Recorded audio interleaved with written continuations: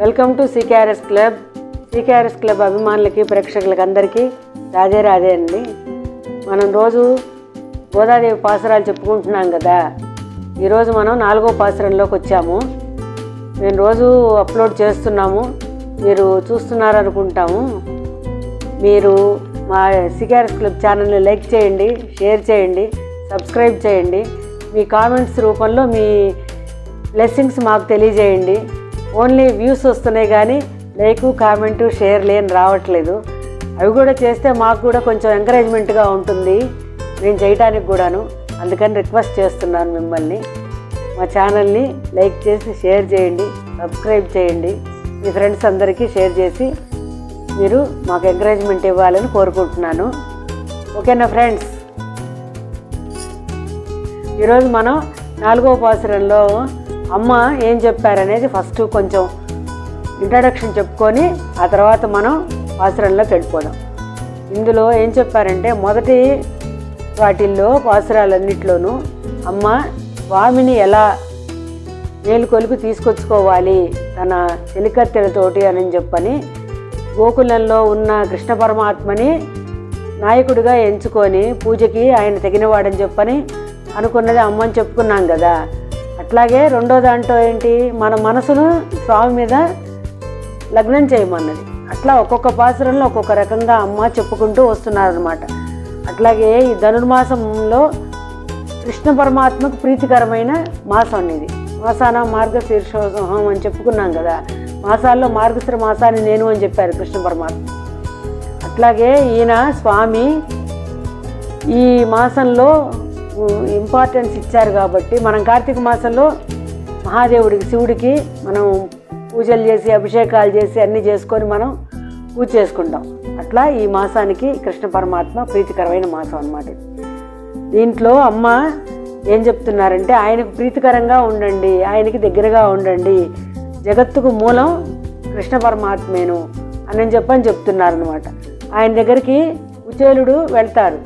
ఇప్పుడు ఏదైనా కష్టం వచ్చినప్పుడు మనం అన్యథా శరణం నాస్తి త్వమేవ శరణం మమ తస్మాత్ కారుణ్య భావేన రక్షరక్షో జనార్దన రక్షరక్షో మహేశ్వర. ఎవరైనా అమ్మైనా, జగన్మాత అయినా, కృష్ణుడైనా, రాముడైనా, శివుడైనా ఎవరి ఇష్టదైవాన్ని, ఎవరి ఇలవేల్పును వాళ్ళు కొలుచుకుంటాం కదండి మనం. అట్లాగే అమ్మ కూడా కృష్ణ పరమాత్మని తన ఇలవేల్పుగా కొలుచుకొని ఇందులో చెప్తున్నారనమాట పాసురాలని. నేను అట్లా కృష్ణ పరమాత్మ దగ్గరికి కుచేలుడు వెళ్ళాడు. ఆయనకి ఏమి తినటానికి తిండి కూడా ఉండదన్నమాట. భాగవతంలో మనకి పోతనామాచ్యులు కుచేలోపాఖ్యానంలో చెప్తారు మనకి. ఏంటంటే ఆయనకి ఎటువంటి తిండి తినటానికి కూడా, పిల్లలు, సంసారం అది ఉంటుంది. ఆయన చేసే పనికి దానికి తగ్గ పారితోషికాలు అవి రాక చాలా ఇబ్బంది పడుతూ ఉంటారు. అప్పుడు భార్య, మరి ఇంట్లో అమ్మనే కదా, అమ్మ పెట్టు అని అడిగేది బిడ్డలు వచ్చి, అమ్మనే కదా తండ్రి సంపాదించి తీసుకొచ్చి ఇంట్లో ఇస్తారు. తల్లే ఏదైనా ఉన్నదాన్ని వండి బిడ్డలకైనా ఇంట్లో మగవాళ్ళకైనా పెట్టేది ఇంటి ఇల్లాలే కదా. అట్లాగే పిల్లలు వచ్చి ఆమె దగ్గరికి వచ్చి అమ్మ పెట్టు అంటే పాప ఉన్న ముద్దలో అంత ముద్దలో పిల్లలకి పెట్టి ఆయన కొన్నాళ్ళు మస్తులుండి నీళ్లు దాగుంటారు. తర్వాత బిడ్డలకు కూడా లేకుండా పోతుంది. అయితే భోజనంకి లేక కష్టంగా ఉంటే అప్పుడు తల్లి కాబట్టి బాధపడి అడుగుతుందనమాట, వెళ్ళి మీరు మీ ఫ్రెండ్ ఉన్నారు కదా, మీ స్నేహితులు, ఆయన అడిగి కాస్త ఏదన్నా ధనం, ఏదైనా ధాన్యం ఏదైనా తీసుకురండి అని అంటే, ఈయన అంటారు, వెళ్ళి నేను ఆయన్ని అడగాల, కృష్ణ పరమాత్మని నేను అడగాల అని అంటారు. కానీ వెళ్ళి అడిగితే కదా మన కష్టాలు తెలిసేది, వెళ్ళి అడిగిరండి అంటున్నాను. అప్పుడు ఏమి ఇవ్వాలి స్వామికి ఏం తీసుకెళ్లకుండా వెళితే ఎట్లాగో అని చెప్పని ఆయన కనీసం ఏదన్నా ఇవ్వు తీసుకెళ్ళటానికి. ఇన్ని సంవత్సరాల తర్వాత స్నేహితుడి దగ్గరికి వెళ్తున్నాను, ఏమీ లేకుండా ఒంటి చేతులతో వెళ్ళలేను అని అంటే, అప్పుడు ఇంట్లో అన్ని అటుకులు ఉంటే మూటలో కట్టి గుడ్డలో కట్టి ఆయనకున్న ఉత్తరీయంలో ఆమె ఇస్తుంది. ఆ అటుకులు తీసుకొని ఆయన స్వామివారి ద్వారకకి స్వామిని చూడటానికని వెళ్తారు.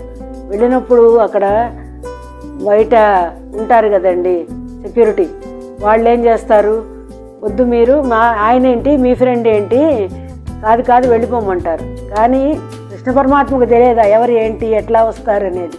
ఆయన లోపల నుంచి ఆయన పరిచారికులను పంపించి, ఇట్లా నా స్నేహితుడు వచ్చాడు సుధాముడే ఆయన్నే కుచేలుడు అంటారనమాట. ఆయన వచ్చాడు, లోపలికి తీసుకురండి అని చెప్పి ఆయనంతటా ఆయనే స్వామివారే బయటికి వచ్చి తన స్నేహితుడిని లోపలికి తీసుకుని వెళ్ళి కుర్చీలో కూర్చోబెట్టి ఆయనకి పాదాలు కడిగి, లక్ష్మీదేవి అయిన ఆమె రుక్మిణీదేవి రూపమే, రుక్మిణీదేవి రూపం, ఆమె కాళ్ళుకి నీళ్లు పోస్తుంటే ఆయనకు కాళ్ళు కడిగి దండేసి అన్నీ ఇచ్చి పక్కన కూర్చొని నాకేం తెచ్చావు అని అడుగుతారు. ఈయనకే సిగ్గనిపిస్తుందిట. నేను వెళ్ళి నేను ఈ అటుకులు తీసుకొచ్చాను అని ఆయన చినిగిపోయిన బట్టలో నుంచి మూట కట్టుకొని కొంగులో తీసుకుపోయిన బట్టలో నుంచి ఇవ్వటానికి ఆయనకి సిగ్గనిపించి తలకాయ ఉంచుకొని కూర్చుంటే అప్పుడు స్వామి అడుగుతారట, అదిగో నా కోసం అటుకులు తెచ్చావు కదా ఇవ్వు అని చెప్పానంటే ఆ మూటలో అటుకులు మూట అమైనిస్తే తీసుకొని ఒక గుప్పెడు పోసుకుంటారట. అప్పుడు అడుగుతారు, స్వామికి చెప్తారనమాట ఈయన, దళమైన పుష్పమైనను ఫలమైనను సలిలమైనను బాయని భక్తిన్ కొలచిన జనులర్పించిన నెలమిన్ రుచిరాన్నము గదే ఏను భుజింతున్ అంటారట స్వామి. నువ్వు పత్రం తెచ్చినా, పుష్పం తెచ్చినా, ఫలంతో ఇచ్చినా, ఏది తెచ్చినా కూడా నాకు ఎవరు ఏదైనా మనస్ఫూర్తిగా పెట్టండి, మనస్ఫూర్తిగా పెడితే నేను అనుగ్రహిస్తానని స్వామి చెప్తే అప్పుడు కుచేలుడు అటుకులు ఇస్తారనమాట. మురహరుడు పిటికెడు అటుకులు గరమొప్పగా నారగించి కౌతుకమతిపై మరియును పిడికెడు కొనంద రక్కమప్పుడు వట్టే కరకమలములన్ అంటే అప్పుడు ఆయన ఇచ్చిన అటుకులు ఏం చేస్తాడు, ఒక గుప్పెడు పోసుకుంటారు స్వామివారి నోట్లో. కృష్ణ పరమాత్మ ఆయన ఇచ్చిన అటుకుల్లో ఒక గుప్పెడు అటుకులు పోసుకుంటారు, రెండో గుప్పెడు పోసుకోబోతుంటే అమ్మ చేయి పట్టుకొని ఇంకా చాలు అంటుందిట లక్ష్మీదేవి. ఎందుకు, ఈయన పోసుకున్న గుప్పెడు అటుకులకే ఆయనకు ధనం, ధాన్యం, ఆ డబ్బు, ఆస్తి, ఇళ్ళు, బంగళాలు, అన్ని సమస్త సంపదలు, సమస్త పరివారాలు అన్నీ ఒక గుప్పెడు అటుకులతోటే వచ్చేసాయిట ఆయనకి. ఇంకో గుప్పెడు కనుక పోసుకున్నావంటే నువ్వు స్వామి మనం కూడా వెళ్ళి ఆయనకి దాసోహం చెయ్యాలి, అందుకని చాలు, ఈ స్నేహితుడి మీద నీకున్న అపారమైన కరుణ చాలు అని చెప్పని లక్ష్మీదేవి ఆయన చేతులు పట్టుకుంటుంది ఆ తల్లి జగన్మాత. ఆయన అటుకులు తీసుకున్నది ఏనైనా అనుగ్రహించేది ఆమె కదండి, ఆమెను గుండెల్లో పెట్టుకొని ఉన్నవాడే కదా స్వామి, లక్ష్మీపతి అయిపోయి ఈయన. అటువంటప్పుడు మరి ఆమె ఇవ్వకపోతే ఎవరిస్తారు? అలాగే భక్త పరాధీనుడైన కృష్ణ పరమాత్మ ఎటువంటి వాళ్ళకైనా కూడాను అనుగ్రహిస్తాడు అని చెప్పని అమ్మ ఇందులో చెప్తున్నారనమాట. ఆయన వచ్చి మనకి చేయటానికి వరుణదేవుణ్ణి మీరు ప్రార్థించండి. వరుణదేవుణ్ణి ప్రార్థిస్తే వరుణదేవుడు వచ్చి వర్షాలు కురిపిస్తాడు.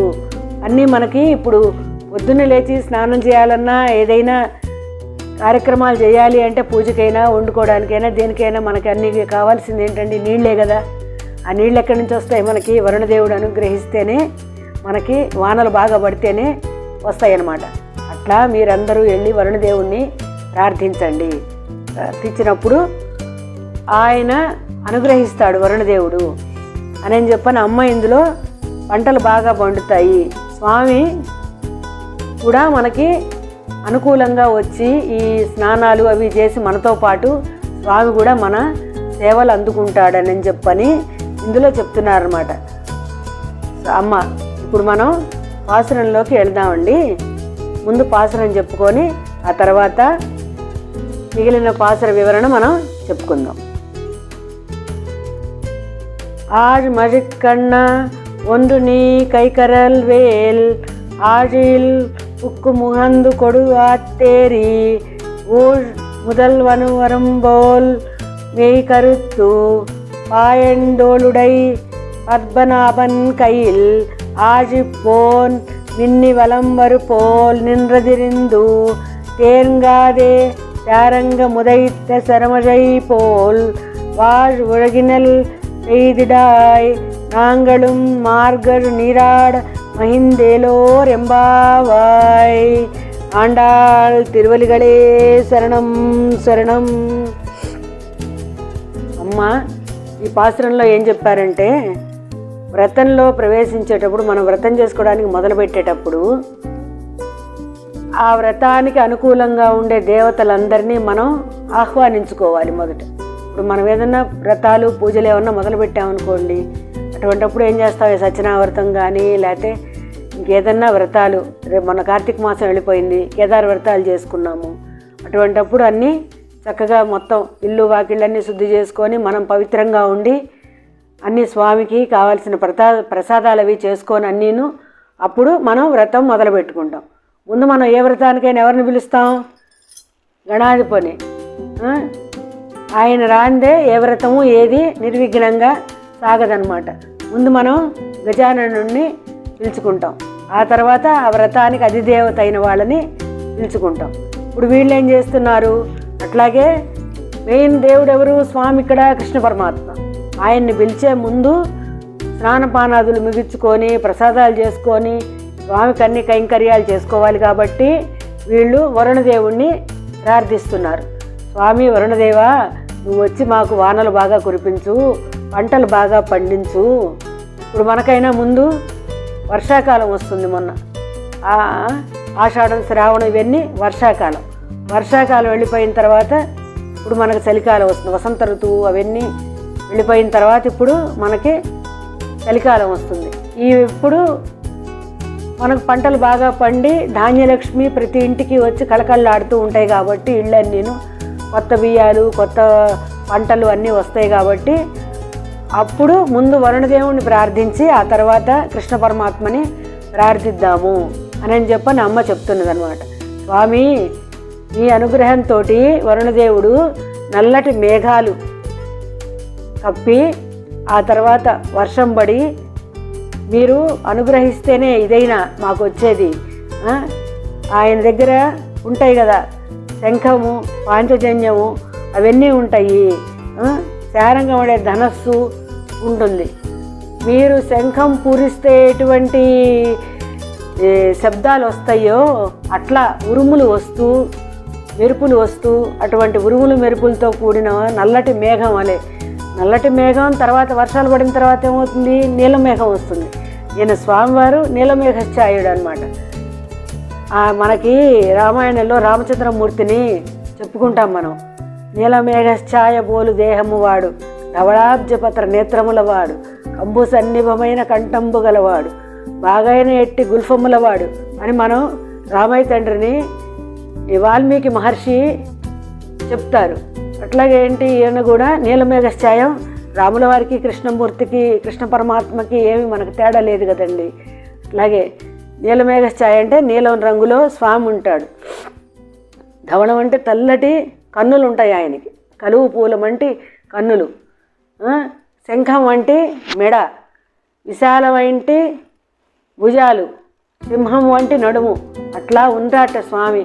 పుంసా మోహన రూపాయ అంటూ మగవాళ్ళకే అబ్బా ఎంత అందంగా ఉన్నాడు స్వామి అని. అట్లా ఆ యుగంలో, త్రేతాయుగంలో అట్లా ఆయన్ని చూసిన స్వామివారి రామచంద్రమూర్తిని చూసిన మునులు, ఋషులు అందరూ కూడా ఆయన స్వామి వెళ్ళినప్పుడు అరణ్యవాసం వెళ్ళినప్పుడు, సీతమ్మ తల్లిని తీసుకొని అరణ్యవాసం వెళ్ళినప్పుడు అట్లా ఉన్న స్వామిని చూసి వీళ్ళందరూ మోహించారనమాట. మోహించి అప్పుడు వీళ్ళందరూ స్వామి మమ్మల్ని మేము మీతో ఉంటామని చెప్పని ఆ ఋషులు మునులు అందరూ రామయ్య తండ్రిని అడిగితే, ఇప్పుడు కాదు తర్వాత యుగంలో, ద్వాపర యుగంలో నేను కృష్ణావతారంలో వస్తాను, అప్పుడు రమ్మనమంటే అప్పుడు వీళ్ళందరూ గోపికలయ్యి ఆయన చుట్టూ వెళ్తారు. ఆ గోపికలే వీళ్ళందరూ కూడాను రేపల్లిలో ఉండి ఆయన చుట్టూ ఉండి ఆయన్ని సేవించుకుంటూ ఆయన్ని స్వామివారిని కృష్ణ పరమాత్మనే ఆ నందవ్రజంలోనే పుట్టి పెరిగి వాళ్ళతో ఆడుకొని వాళ్ళ ఇళ్లలో వెన్నెల దొంగతనాలు చేసి పాలు దాగి వాళ్ళ దూడలకి కట్టేసి ఇవన్నీ చేసి ఆయన చిలిపి పనులు, చిలిపి అల్లరి అంతా చేసి వాళ్ళలో ఒకడిగా ఉండి నేను భగవానుణ్ణి అని స్వామి ఎవరికి తెలియపరచలా. కన్న తల్లి అయినా ఆ యశోదమ్మకే తెలియదనమాట. అట్లా స్వామి వాళ్ళందరిలో ఒకడిగా ఉండి గోవులతో కానీ గోవత్సాలతో కానీ ఆ గోపాలకులతో వెళ్ళి తల్దులారగించి ఇవన్నీ చేసి స్వామి వాళ్ళతో పాటు ఉన్నారు. కాబట్టే వీళ్ళందరూ కూడాను ఆయనలో లీనమైపోతారు చివరికి. అటువంటి భక్తి కావాలి. ఈ వ్రతాన్ని మేము ఇట్లా చేసుకుంటాం స్వామి, నువ్వు అనుగ్రహించు, నువ్వు అనుగ్రహించి వరుణదేవుణ్ణి కూడా మాకు సహకరించమని చెప్పు అని చెప్పని అమ్మ అడుగుతున్నదనమాట ఈ పాసురంలో. అలా వర్షాలు పడి బాగా పంటలు పండి వృద్ధిలోకి వచ్చి అందరూను ప్రతి ఒక్కళ్ళు కూడాను ఆనంద ఉత్సాహాలతో ఉండాలి అనేది గోదా తల్లి ఈ పాసురంలో మనకు చెప్పారనమాట. అట్లాగే భగవానుడు కూడా మనకి భగవద్గీతలో చెప్తాడు కదండి, అన్నాద్భవంతి భూతాని పర్జన్యాద్ అన్న సంభవ, యజ్ఞాద్భవతి పర్జన్య యజ్ఞకర్మ సముద్భవ అని. యజ్ఞం చేసినందువల్ల మేఘాలు వస్తాయి, మేఘాలు వచ్చినందువల్ల ఆ వర్షం పడుతుంది, వర్షం వచ్చినందువల్ల అన్నం పుడుతుంది. ఆ అన్నం కనుక హోమాల్లో వేసి మళ్ళీ హోమాలు చేస్తే మళ్ళీ వర్షాలు వస్తాయి. అట్లా అన్నం అనేది ప్రతి జంతుజాలానికి, జీవులకి, మనుషులకి అందరికీ ఒక ఆధారం కదా. అటువంటి ఆధారాన్ని మనం చక్కగా చూసుకొని చెయ్యాలి. సముద్ర జలాలు ఎట్లా రావాలంటేట ఆ మేఘాలన్నీ సముద్రం లోపలికి వెళ్ళి సముద్రంలో ఉన్న నీళ్ళన్నీ తాగి అవి మళ్ళా ఆవిరి రూపంలో పైకొచ్చి నల్లగా మేఘాలు కమ్మేసి ఆ నల్లటి మేఘాల నుంచి వర్షం రావాలి అని చెప్పని అమ్మ ఇందులో చెప్తున్నారనమాట. గోదా తల్లి ఇందులో చెప్తున్నారు. అటువంటి వర్షాలు మాకు కావాలి. ఆ వర్షాలు ఎట్లా ఉండాలి? భగవానుడు గనక పాంచజన్యం ఊదితే ఎటువంటి శబ్దాలు వస్తాయో అటువంటి శబ్దాలు రావాలి. వర్షాలు పడేటప్పుడు మన ఉరువులు మెరుపులు అన్నీ వస్తాయి కదా, అది అట్లా శబ్దాలు రావాలి.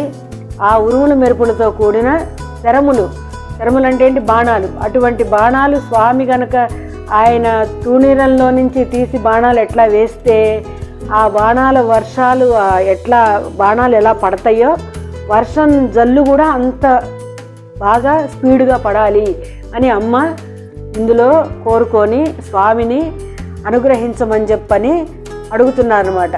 ఇవన్నీ స్వామి మీరు అనుగ్రహిస్తే మేము చక్కగా చేసుకుంటాము, మాకు తప్పనిసరిగా మీ అనుగ్రహము కల్పించండి అని చెప్పని అమ్మ ఇందులో కోరుకున్నారు. అదే ఈ పాసురంలో ఉన్నదాన్ని నేను మీకు అమ్మ చెప్పిన దాన్ని విన్నవించుకున్నాను. ఒక చిన్న భజన చెప్పుకున్నామండి. గోవింద కృష్ణ జై గోపాల కృష్ణ జై గోపాల బాల బాల రాధా కృష్ణ జై. గోవింద కృష్ణ జై గోపాల కృష్ణ జై గోపాల బాల బాల రాధా కృష్ణ జై. కృష్ణ జై రాధా కృష్ణ జై బాల కృష్ణ కృష్ణ కృష్ణ కృష్ణ జై. గోవింద కృష్ణ జై గోపాల కృష్ణ జై గోపాల బాల బాల రాధా కృష్ణ జై. కృష్ణ జై రాధా కృష్ణ జై బాల కృష్ణ కృష్ణ కృష్ణ కృష్ణ జై. గోవింద కృష్ణ జై గోపాల కృష్ణ జై గోపాల బాల బాల రాధా కృష్ణ జై. జై.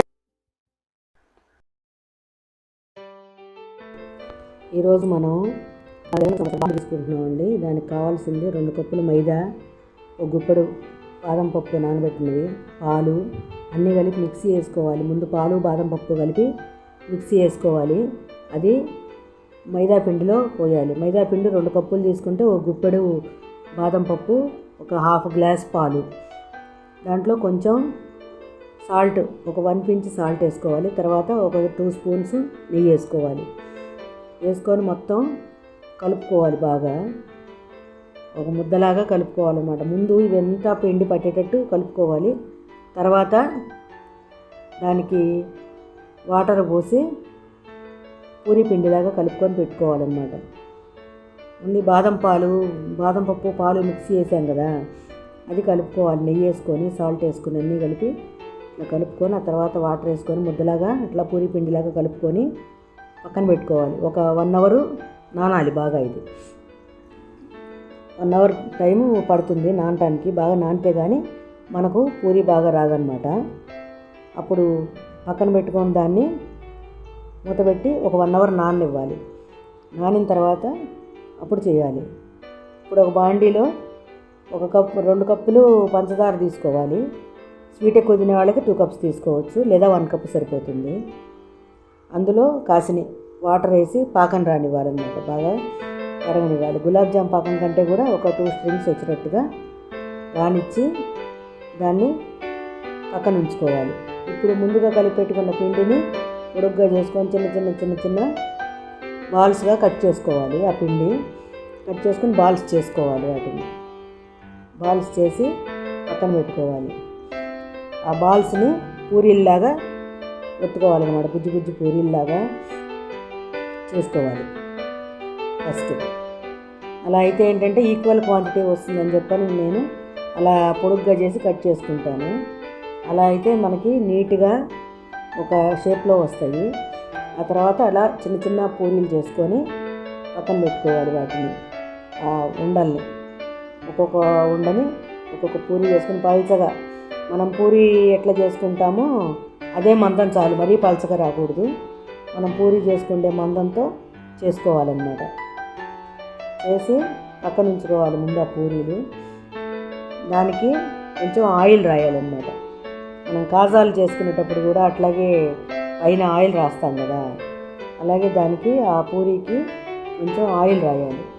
ఆయిల్ రాసి దాని మీద కొంచెం మైదా పిండి చల్లాలి లైట్గా, ఎక్కువ అక్కర్లేదండి, ఒక 1 pinch చాలు. ఒక 1 pinch చల్లి అట్లా స్ప్రెడ్ చేయాలి. మనం చపాతీకి ఫోల్డ్ చేసుకుంటాం కదా త్రికోణంగా, అట్లా ఫోల్డ్ చేసుకొని పెట్టుకోవాలి.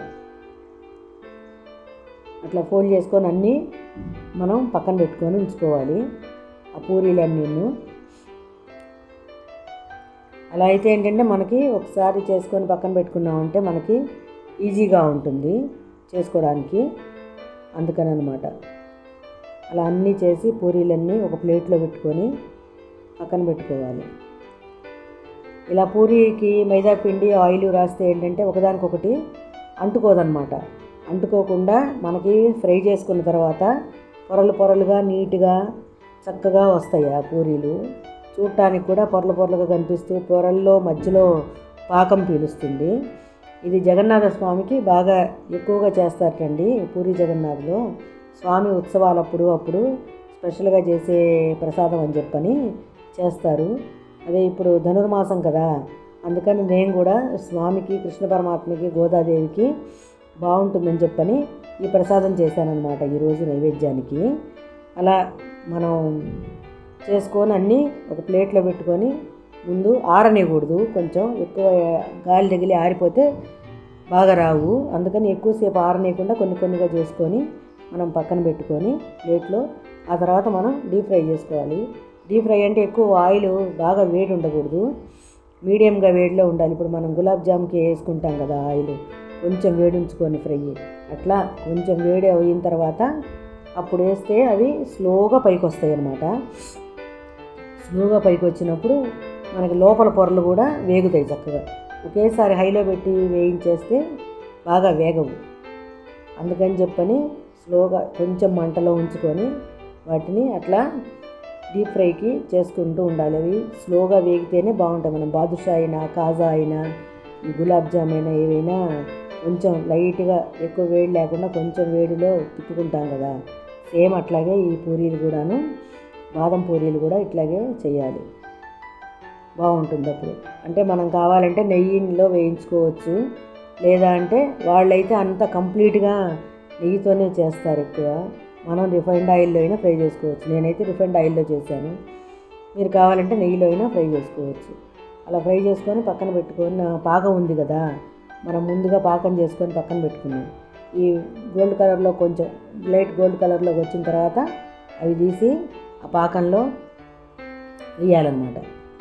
పాకంలో వేస్తే అది పాకం వేడివేడిగా ఉన్నప్పుడు పాకం ఇది రెండును చక్కగా పీలుస్తుంది.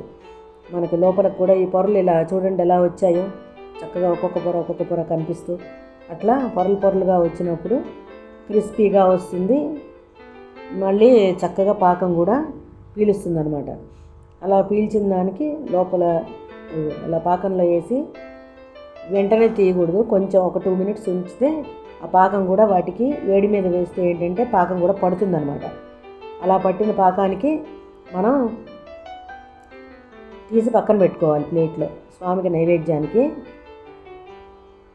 పక్కన పెట్టుకోవాలి. దాని మీద కొంచెం మనం చక్కగా ఏదైనా డెకరేషన్ చేసుకోవచ్చు. బాదం పప్పు లేకపోతే అలా ఒకటి రెండు సార్లు అలా తిప్పుతూ ఉంటే ఆ పాకం వాటికి పడుతుందనమాట. కొంచెం పాకం చిక్కబడింది అనుకోండి, కొంచెంగా వేడి చేసుకుంటే చాలు. అంటే ఇప్పుడు చల్లకాలం కదా, త్వరగా చల్లారిపోతుంది ఏదైనా పాకం. లేదంటే ఒక 2 డ్రాప్స్ నిమ్మరసం వేసుకున్నారనుకోండి, అది కూడాను దానివల్ల కూడా పాకం గట్టిపడకుండా ఉంటుంది. చక్కగా అట్లా పట్టిన తర్వాత తీసి పక్కన ప్లేట్లో పెట్టుకొని డెకరేషన్ చేసుకోవాలన్నమాట. స్వామికి చాలా ఇష్టం ఈ పూరీలు ఇట్లాంటివి స్వీట్స్ అవిను ఎక్కువగా స్వామి ఉత్సవాలప్పుడు ఎక్కువ చేస్తూ ఉంటారట. అందుకని చెప్పని నేను కూడాను స్వామి నైవేద్యానికి అని చెప్పని ఇప్పుడు ప్రసాదంకి చేశాను. మీరు కూడా చేసుకొని చూసి ఎట్లా ఉన్నాయో నాకు కామెంట్ రూపంలో తెలియజేయండి. పండగ వస్తుంది కదా, సంక్రాంతి పండగ, దానికి ఒకరోజు నైవేద్యానికి దేవుడికి పెట్టుకోవడానికని చేసుకోవచ్చు. అలా చేసుకొని మీరు కూడా కామెంట్ రూపంలో నాకు తెలియజేయండి. ఓకేనా ఫ్రెండ్స్?